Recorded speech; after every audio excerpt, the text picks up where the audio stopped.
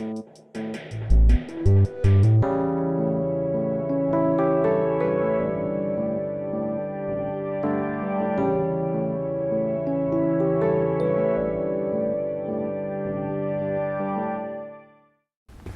I'm Kat Warren. I'm an associate professor at North Carolina State University in the Department of English, and I've been there since 1995. I came there straight out of a PhD program in Illinois, but this is a second career for me because I was a newspaper reporter for about 8 years prior to that. I mean, the conference does a number of activities which, in some ways, what we can do is only limited by how much volunteer energy we have.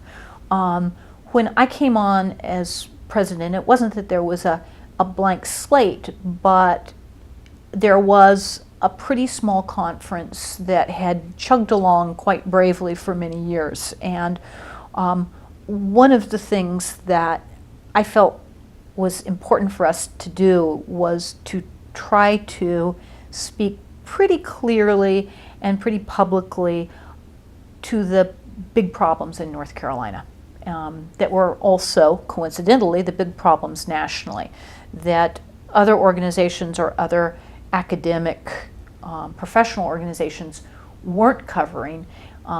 And these issues also weren't being covered specifically within any particular discipline. So in a way, it was having the conference saying, okay, I want to build membership, but even more than that, how can we start a conversation about some of these things that are happening? And I must say that I had a pretty sort of, there was some natural liaison between, what was happening in North Carolina, what the mainstream media was covering, the fact that, like it or not, North Carolina is kind of a fulcrum for right-wing foundations because we have excellent universities that have national reputations. We have, nonetheless, a population that is still, we are in the South, so there is certainly a kind of conservative element, and right-wing foundations quite rightly realize, as they did during the McCarthy period, that it's a marvelous place to get both traction and national coverage. So that indeed happened at Duke, at UNC Chapel Hill, and to a somewhat lesser extent at North Carolina State University.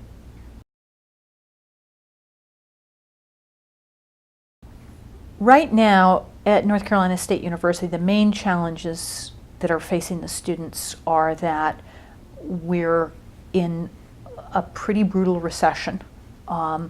We are having our budgets cut in what inevitably may be such a draconian way that in some programs we're losing 20 years of progress with this year's budget. I mean, we'll see. We're at a moment where the Senate and House and Governor have all produced bills, all of which have huge cuts for public higher education. So the fact is that students are going to face larger classes. They're going to face classes that they can't get into, so that things like graduation times are going to be increased. And these are already a challenge for our student population. They tend to be students who can take a little longer to graduate because many of them work. This is only going to sort of exacerbate all of those issues. And so any number of the faculty are very concerned about what's going to happen to the quality of the classroom and the teaching experience. To say nothing of what happens to graduate funding and all of those, graduate student funding and all of those ancillary but also sort of essential supports that we've been able to provide.